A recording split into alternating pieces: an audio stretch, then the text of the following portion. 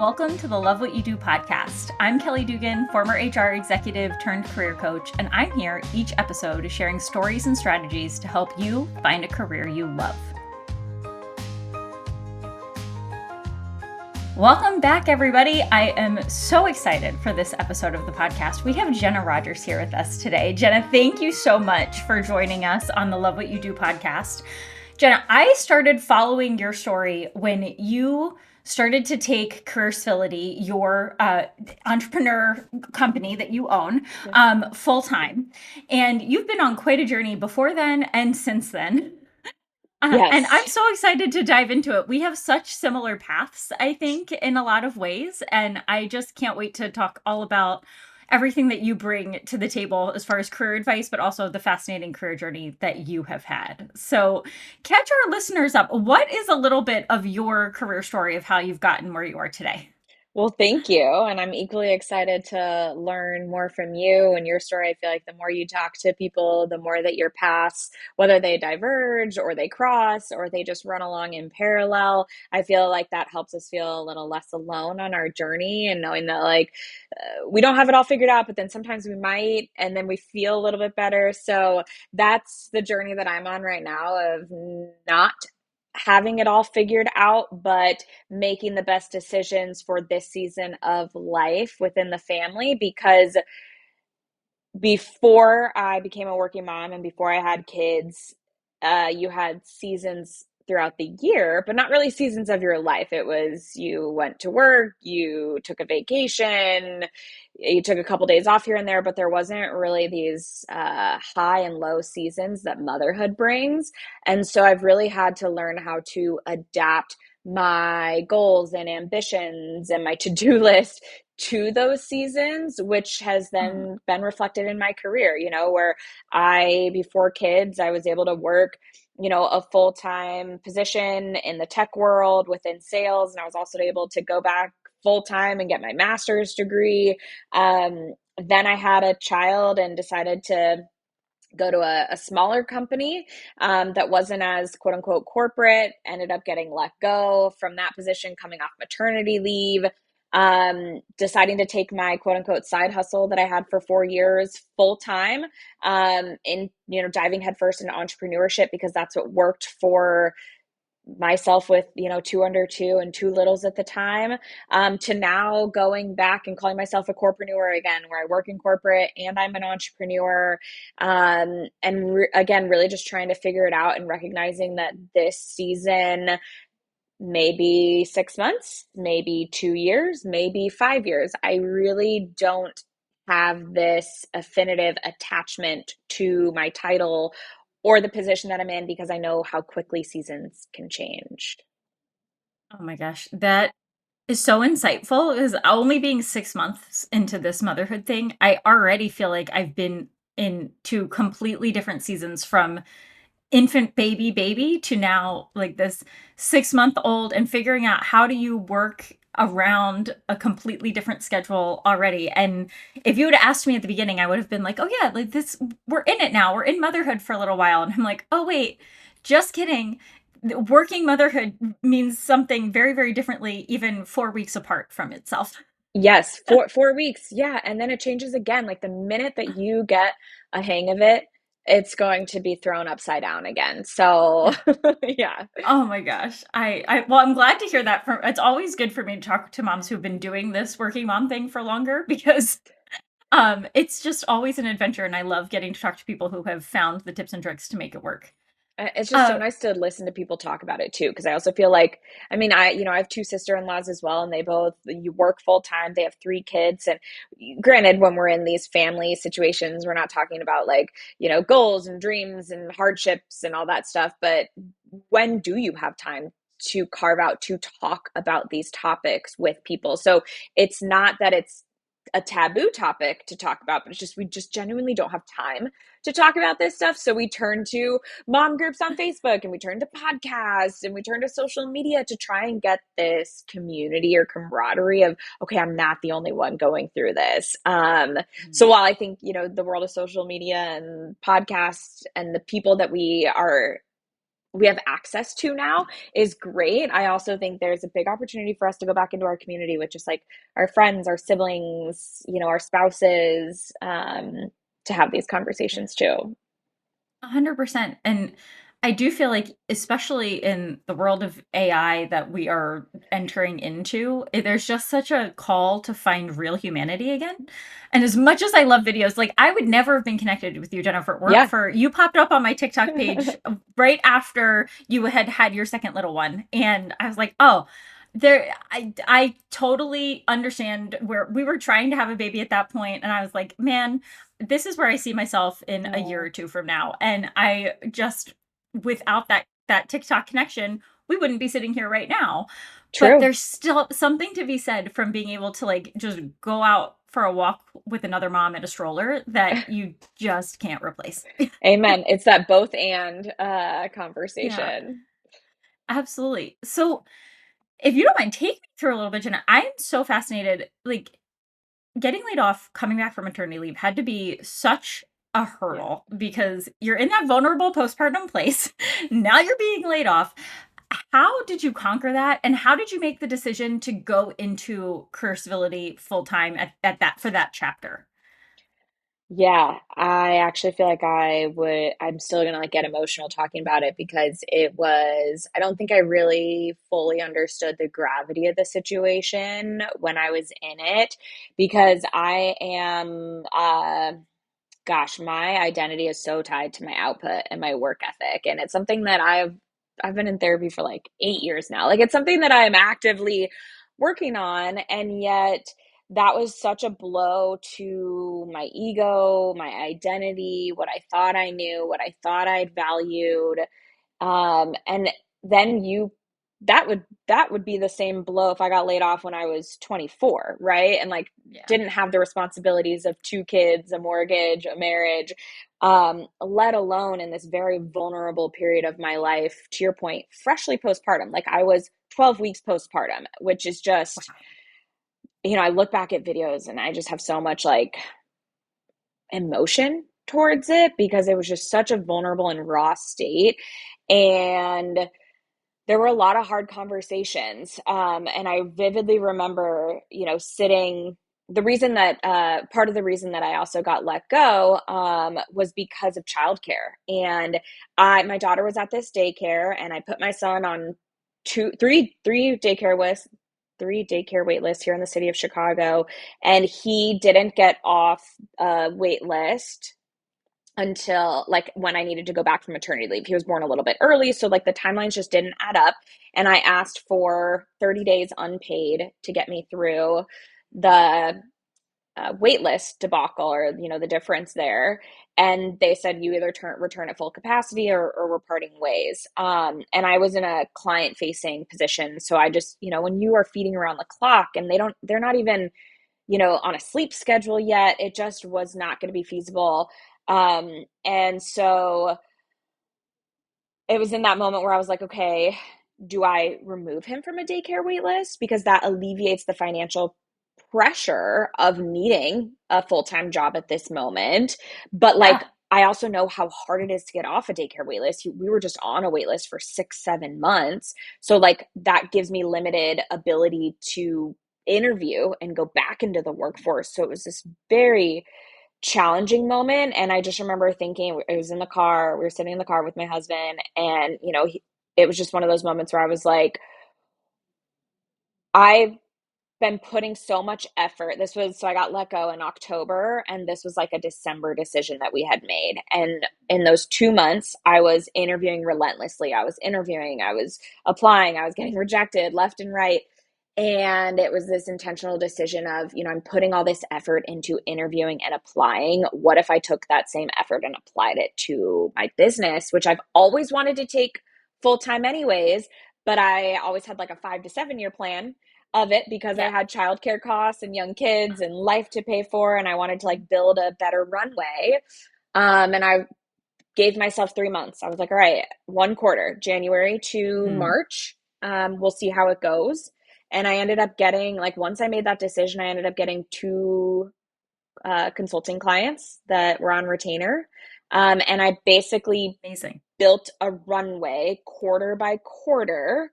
And then November of 2024, I was like, wow, I just made it through my first full year of business, just thinking like quarter through quarter, just make it happen, renew the consulting client, get a couple more workshops, get another consulting client. And so I just kind of like built it one brick at a Yeah. time. And I ended up having 4 bricks by the end of the year. I absolutely love that. It almost takes the decision out of your hands, really. All right, I'm just going to do 3 months and then I'll decide, and then I'll decide. And next thing you know, you're like, wait a minute, I've been working full time in business for a year. And having the flexibility to put the family first, right? Like 2024, when I did my OKRs, my goals and key results for the year, there were 5 professional and 5 personal, because I wanted the personal up there with the professional, because I knew that I was going to be taking a hit to my pay. So I had to make that up. But it's always been this: if I can cover the cost of daycare, we're okay. And that is a very sad statement to make, but very real. Yeah, 100%. So fast forward a little bit, you've recently decided to go back to putting on a corporate. You have to say this for me. It's every time I say it, I get tongue tied. I know it's, Corpreneur. yeah, corporate-preneur. There you go. I Yeah. totally made it up. So you can pronounce it incorrectly. You can say someone who's an entrepreneur works in corporate. I was just like randomly combined it one day. No, trademark that. I love it. It's amazing. Um, and I truly think we're entering an era where everyone should be a corpreneur at some level, and we could totally talk about that. But what made you decide now, like, because things were going really well in your business, and you still made a decision for your family to put on another hat again? What went into that decision? I did. And this is where I, just continue to get humbled by, like, you think, it's one decision and that's going to be it forever. And then another opportunity presents itself. So this was very unique. And I loved the position that I was in, because this was purely out of interest instead of need. And I think when you're operating in different mindsets, different opportunities come your way, similar to going full time in the business and all of a sudden these consulting clients came in. This is an opportunity that, yes, it's corporate. I'm back in the tech, it's a startup. And I had the opportunity to work for 2 female founders, both single moms, which was just like very unique. The CEO I've actually worked with at 2 other organizations, so I know her pretty well. And it's an AI training and development platform. So not only was I wanting to work with the leader again and respect the founders of the company and the CEO, but it's also just like an opportunity that fits very well with the work I'm doing at Career Civility in terms of training and development through the world of AI and generative AI. So it seemed like an opportunity that I'm at a point in my career where I don't think, like, why would I turn things down? I think I'm just in an opportunity in my career where I'm still learning. I can say yes to these opportunities. My kids are a tad bit older. So, I mean, let's be honest, my son was homesick yesterday, and like my daughter has a field trip on Thursday, and then it's Halloween. So, like, they're older, Oh but they yeah, still have there's just no. as much. Yeah. But that's also, one of the reasons that I said yes to this role is because I have the ability and the flexibility to continue putting my family first, while Mhm. getting this experience. And the reality, and I said this during my interview process, the reality of working for yourself, it's incredibly scary and risky. The reality of working at a startup, incredibly risky and scary. So they're both a risk. Uh, Yeah. and we're just going to learn from it either way. But this is why I love that corpreneur term so much, though, because and I really believe we all work for ourselves, right? Like, Mm. even if you're working in a corporation, even like if you have that mindset that you work for yourself, I think it opens you up to be able to accept challenges in a different way, not get so frustrated, to take on side work, to take on. And if that is the case, it's like, oh yeah, sure, I'll take what feels like another consulting client, but with benefits and all of these other great things. Why not? it really is about perspective, which when you enter the workforce, then you go for these promotions, it's like that is the end all be all. But then when you think about side hustles or working for yourself, you really flip the idea of work on its head, and you like redefine it for yourself. And I think that's what these last 2 years has really forced me to do, is Yeah. redefine what work means to me. What do your days look like? What are your priorities? What are your values? What does success look like for you? And don't, if you're not, you don't have a situation where you're let go or laid off or whatever, you don't have these like, career defining moments, then that's when you wake up 10, 15, 20 years into your career and you're like, do I even like what I'm doing anymore? So, I mean, let's be honest, I could still wake up in 10 years and be like, what the heck am I doing? But like right now, looking back, I'm thankful for those periods because they forced me to get uncomfortable and do that reflection and ultimately lead to this position where I have a better perspective, in my view, a better or healthier perspective on corporate work. I- When you mention that, I'd love to know, like, what does work mean for you right now? Work for me is equally balanced between being a mom first and putting the family first and corporate first. So, as I had mentioned, the OKRs of half being work related, half being, family related. Uh, Being able to have the time and the space to the time, the space, be able to have the capacity to carry the mental load both Oh, I inside and love that. outside the workplace, Hmm. or even having the capacity to think about how to delegate the mental load. Like there's just like these Yeah, little nuances that I never would have thought about.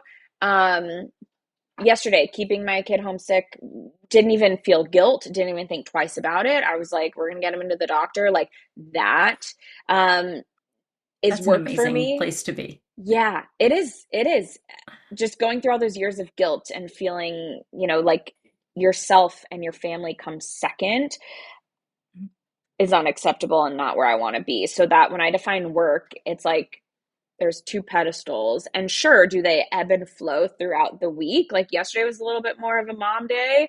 Today's a little bit more of a work day. Tomorrow will probably be more of a work day. And then I'm off on Thursday to go to a field trip with my daughter, right? But then at the end of the week, when you tally it up, it's like those pedestals are pretty even.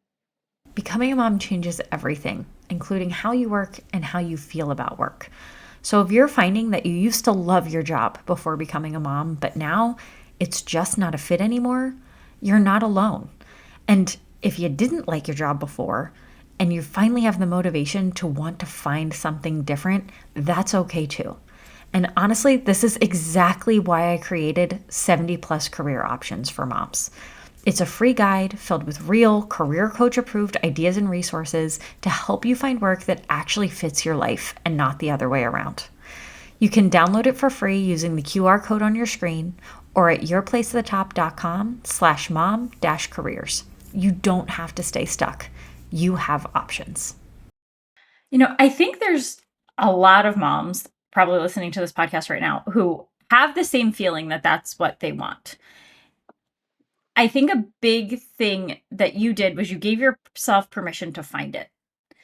And I how did you do that? Is that's a moment, right? Where you make up your mind where you're like, "No, I deserve this life," and find a way to figure that patchwork quilt out. It was there a moment for you, or when did you decide that this was okay to go find for yourself? What a beautiful question. Because I can imagine so many people sitting here be like, well, she's in a unique position, or like, well, that could never apply to me because I was in this. I'm like, yeah, great. You don't have in your office 5 days a week, like trying to be a partner at a law firm. Like I could never do that. Right. Yeah. So I've been there. And if it were 2 years ago, I'd be listening to this being like, whatever. I'll add that to my manifestation list. Right. Um, Yeah.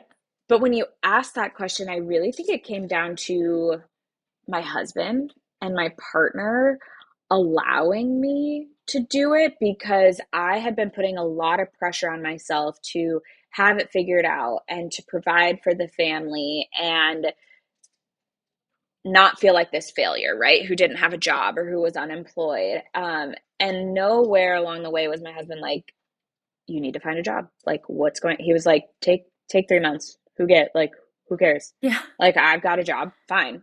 And so there was this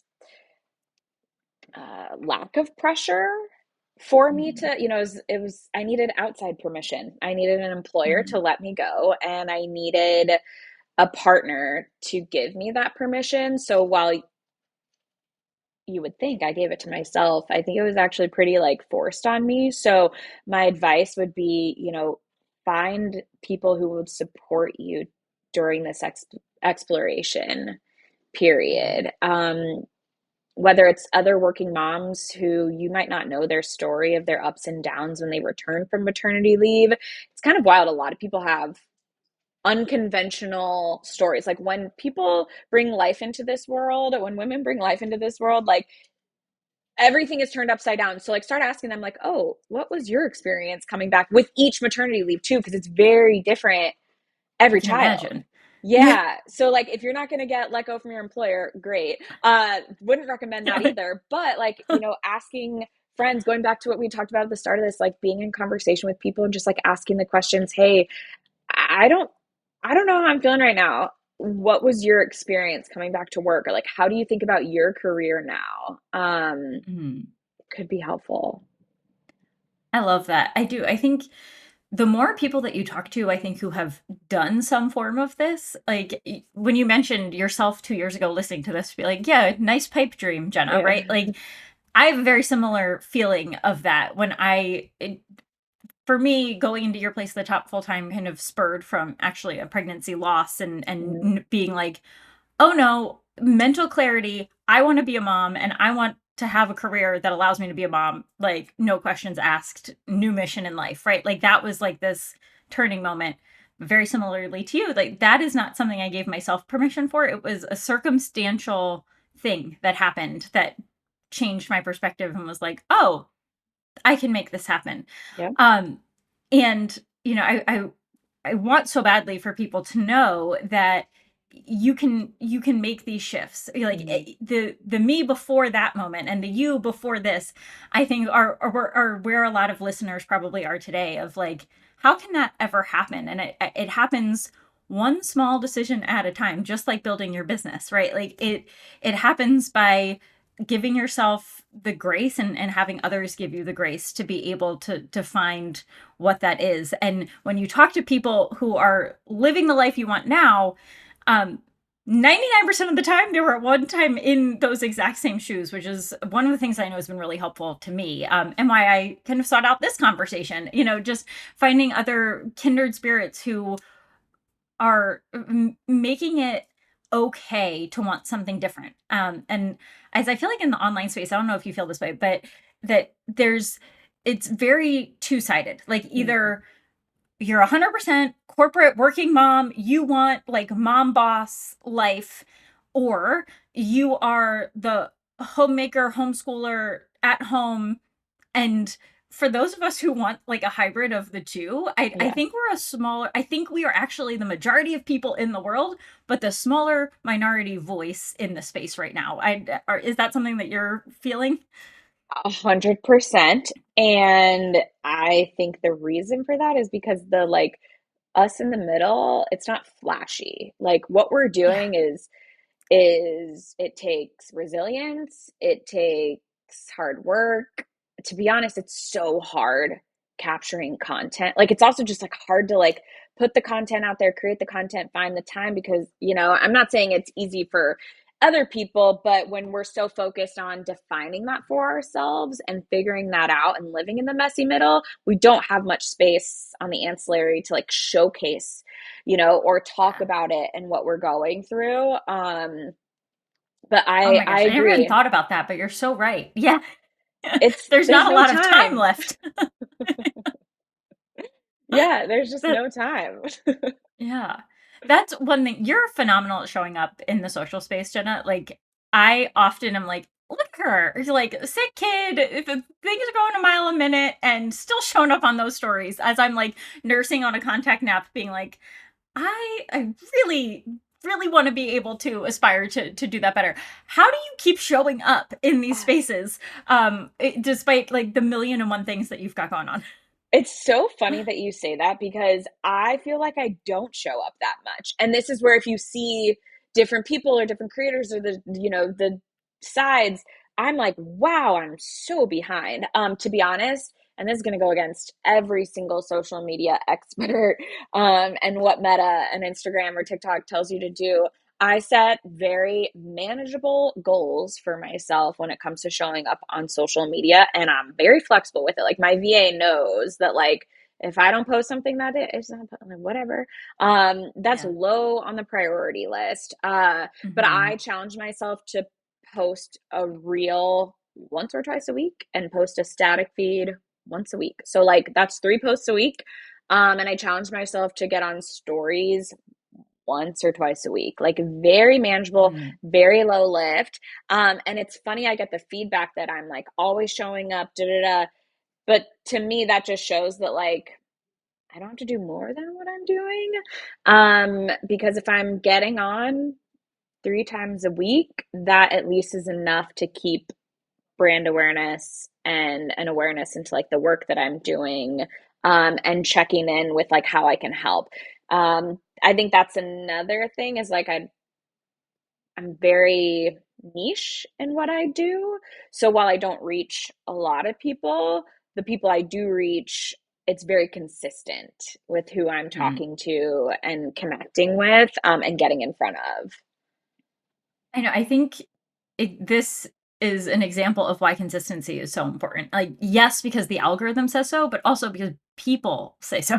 Like, I think there's comfort in knowing, oh, Jenna's going to show up and ask me what my communication circles are this week, and just I know that's going to happen, Yeah. right? Like, um, and that creates this bond, I think, with your audience that is, to your point, carrying you through not posting every single day. Like, it's be consistent with the little bit that you're able to do. And this is a lesson I'm taking away from this conversation. Like, be consistent with that instead of shooting for the stars and feeling like you're failing. Yeah. And it's also like, what do you Yeah. want to be known for? Like, don't, like, if you want to be known, I think, known for. Like if someone goes to your profile, what do you want them to take away from that? And I think you pick Yeah. one thing.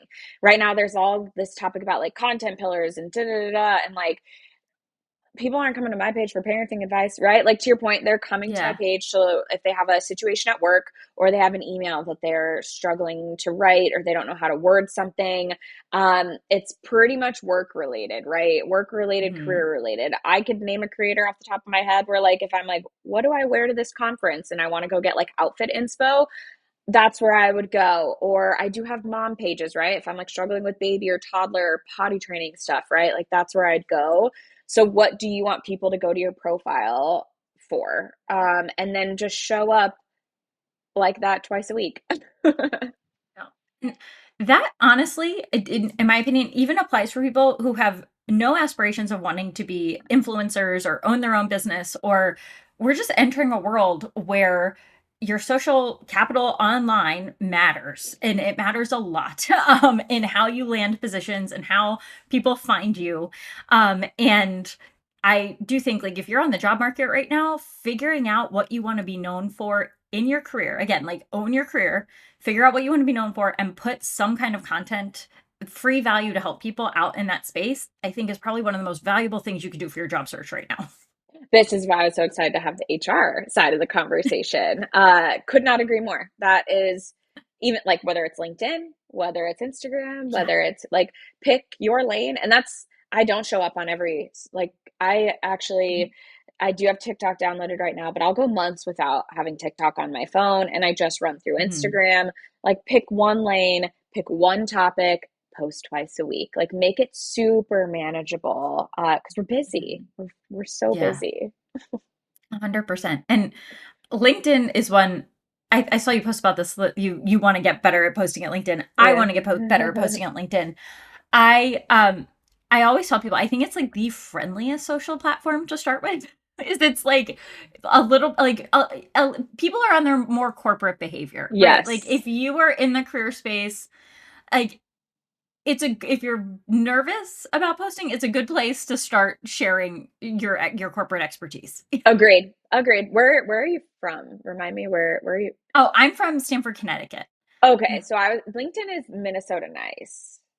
Yeah. Oh yeah. Yeah.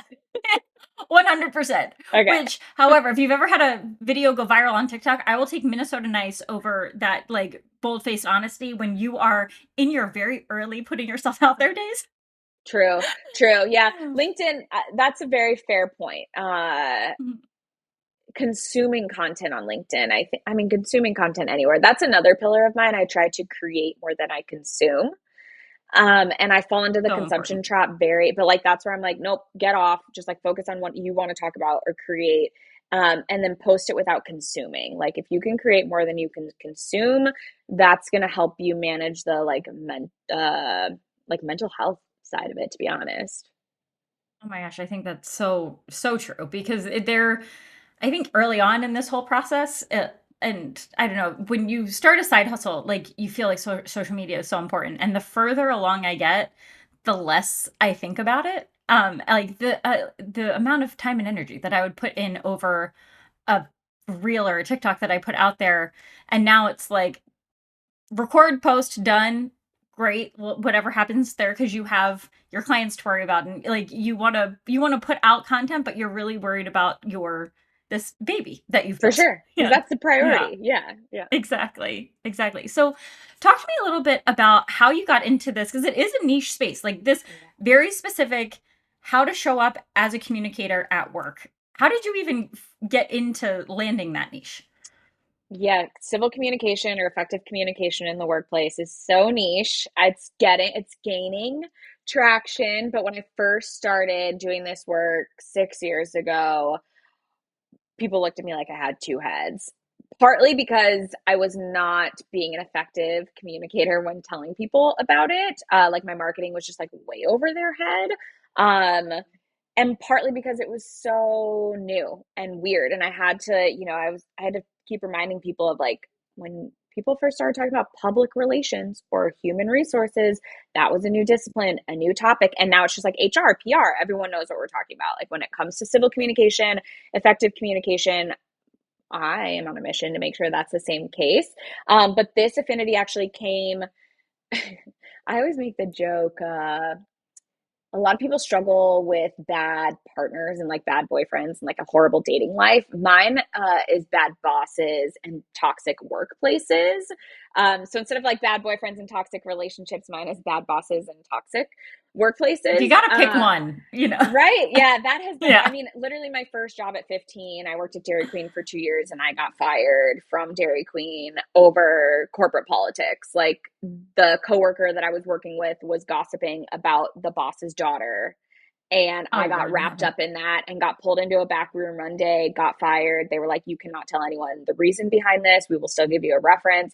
I was literally 17, came home. Like, my dad was like, what happened? And I like, because that was like a hit on my identity. Like it was just like this like very interesting moment. And ever since, that was like the first experience in the working world.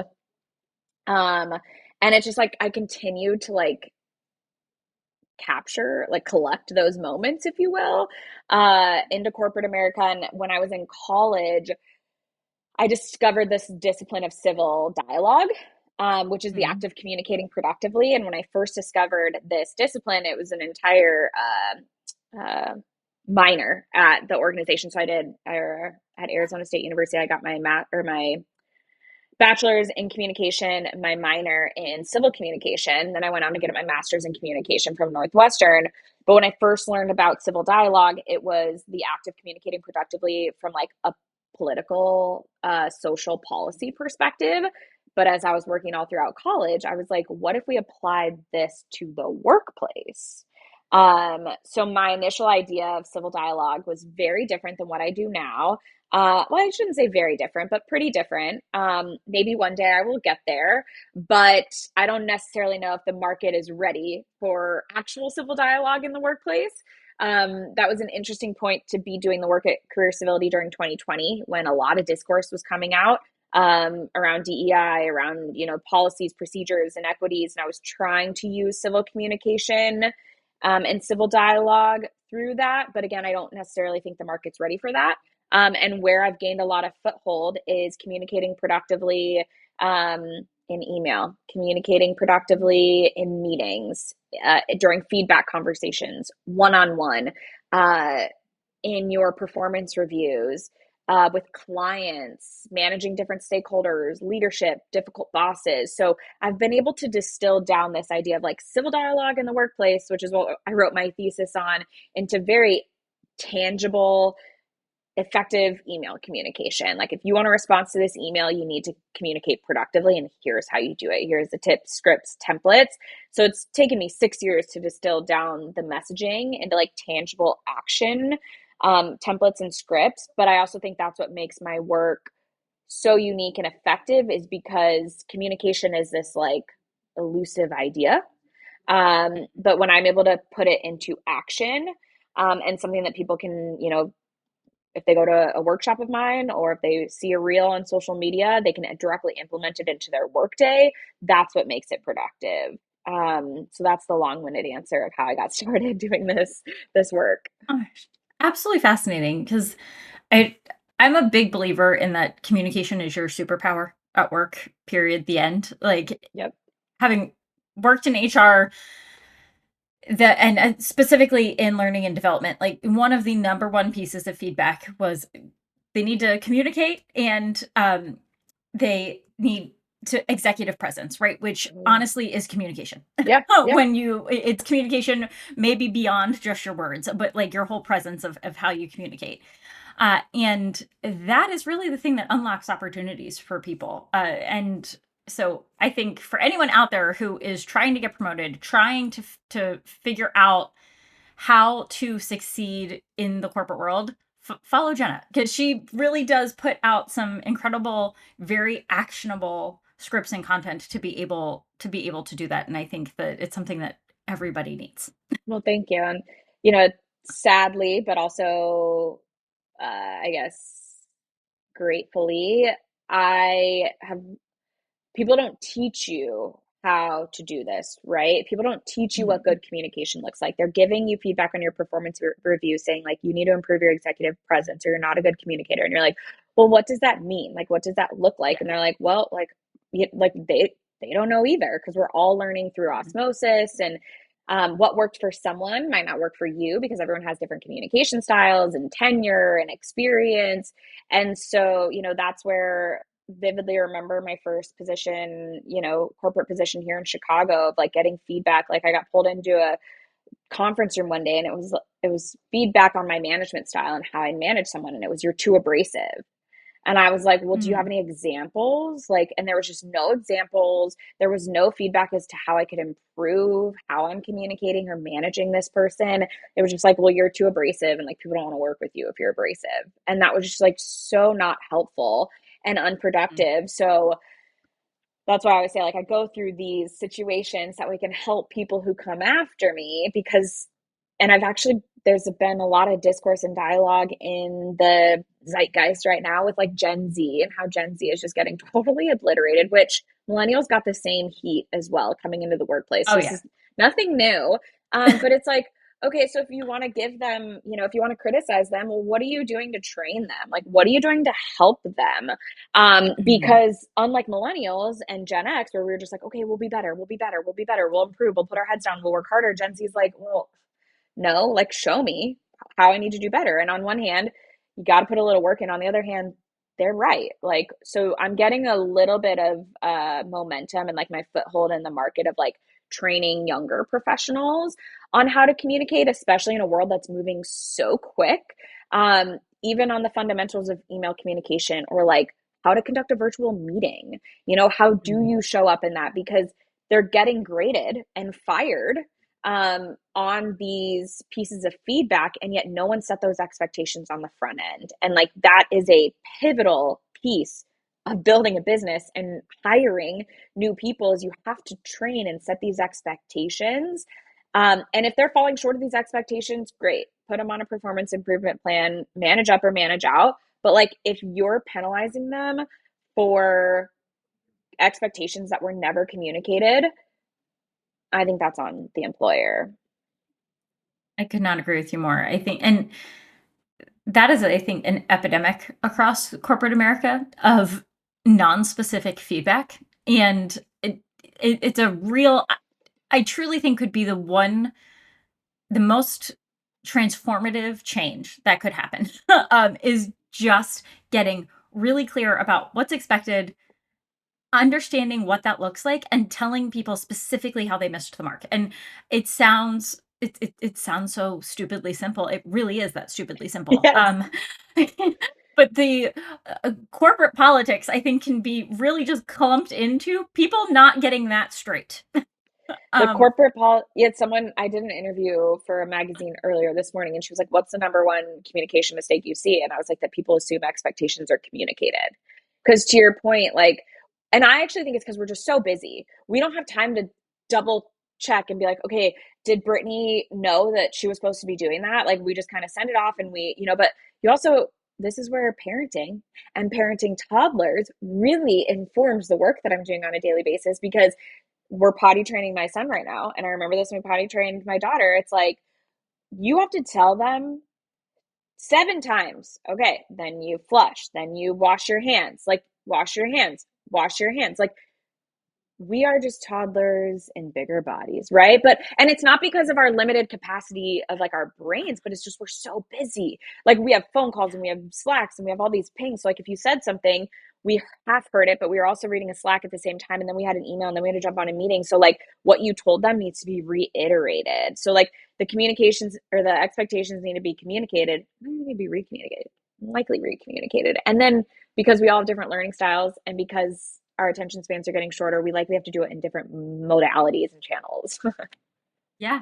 And for ourselves as well. Like as a manager in that role, but then also if you are not getting that information, you have to be so vocal to be able to obtain that because it's easy to sit there and be like, well, this isn't happening and this is frustrating and things should change and they should. Like we could argue that until we're blue in the face, but you're the one who's going to be penalized if not. And so it's like, okay, well, what can we do to get ahead of this? Whether or not this is the situation that should exist, this is the situation that we are in. So how can we as individuals show up in the workplace and politely and authoritatively get the answers that we need to be able to succeed, I think is really important.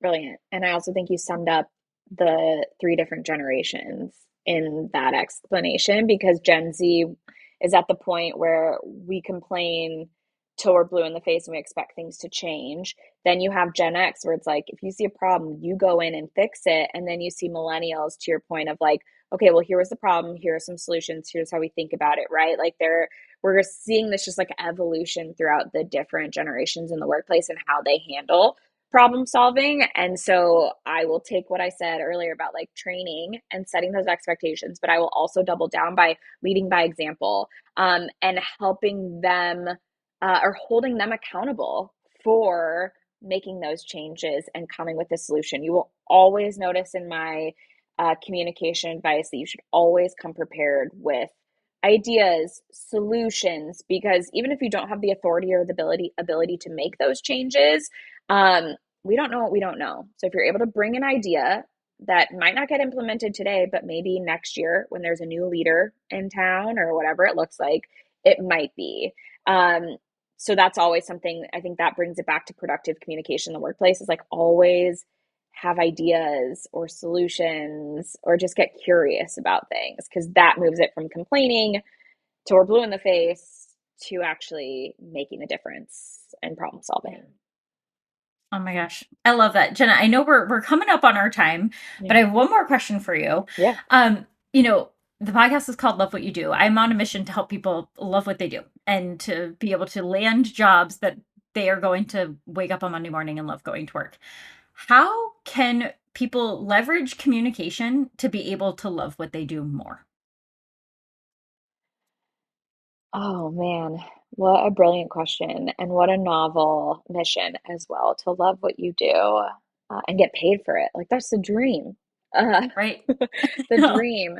How can you leverage communication? Well, I actually teach this in one of my online courses, Worth at Work, which is very career coach-esque of me, even though I'm not a career coach, but and maybe they can work with you to figure out this piece, and then they work with me to actually communicate it to their employer. But really understanding like what is your personal value statement, like what do you value in this season. It could change, we could rip it up and throw it out the window, it could evolve, but like in this season of life, what do you value? How is that showing up in your day to day? Where's the delta? Where do you need to set boundaries to actually obtain, have the capacity? I talked about capacity at the beginning of this. I actually like cooking. I like thinking of meals, right? But if I don't have the capacity, then it's a burden. So I need to work on setting boundaries around my days or weeks to allow myself to nourish myself with food, right? And my family. So what's your personal value statement? What's working well towards it? What are the deltas? How can we set boundaries around that? And all of that, by the way, comes back to communication and what you say yes to at work, what you say yes to at the school with your children, what you say no to. That is communicating, these are my priorities. I can handle this, but I have to scale back on this. So once you've identified that, which again is where I think like the work that you're doing is so pivotal, that gives them the data to then be able to come to me and learn how to communicate that data, because you have to have the understanding, and you have to have that conviction as to what you need in this season. And then you work on actually communicating that and communicating it in a productive way that makes change. Yeah. And communicating it to yourself first so that you can remind yourself that internal mantra of what's important. Yes, I love it. which a lot of us are just too busy to do. Yeah. It's really hard to sit in those emotions. Like it's really hard to sit in those emotions. It's really hard to find the time. Like Yeah. again, I don't have time to sit with my emotions, nor do I have time to create content on social media. So Yeah. if you're Nor do you getting have time to dinner, sit, really. yeah, exactly. Like if dinner's on the table, I'm not doing anything else. Yeah. At the end of a work day. So yeah, I'm not saying that it's easy, but like again, if you have this like North Star pie in the sky, like add that to it. I love it, Jenna. Thank you so much for taking the time to join the podcast today. Where can people find you? You can find me on Instagram at Career Civility, TikTok at Career Civility, careercivility.com. I do work with people one on one. It's just like one off if you want to talk about like a workplace situation. I do workshops for organizations, small businesses, large businesses, anywhere in between. And then I also do consulting as well, which is like if you have a deeply rooted issue or you just need some personnel support or your team needs help communicating with external stakeholders, we can have conversations around that. But yeah, one-on-one workshops, consulting, and then I have a lot of free stuff on my socials, my blog, my weekly newsletter. So absolutely take advantage of that because money's tight, right? I know. Seriously, if you're listening to this, go follow Jenna, take advantage of those free resources. Communication are the building blocks that you are going to build the career you love on, just like you just shared. So thank you so much. I loved Yay. getting to chat today. Hopefully, maybe we can have you back because I feel like I've got a whole other hour of questions for you. Let's do So, it. I got you. all right. Sounds great. Thanks so much, Jenna. Thanks for joining me on today's episode. As always, if you're looking for coaching, support, or would like to submit a question, you can drop me an email at info@yourplaceatthetop.com. And if you enjoyed today's episode, don't forget to subscribe, share, and leave a review so this podcast can find its way to other amazing listeners just like you.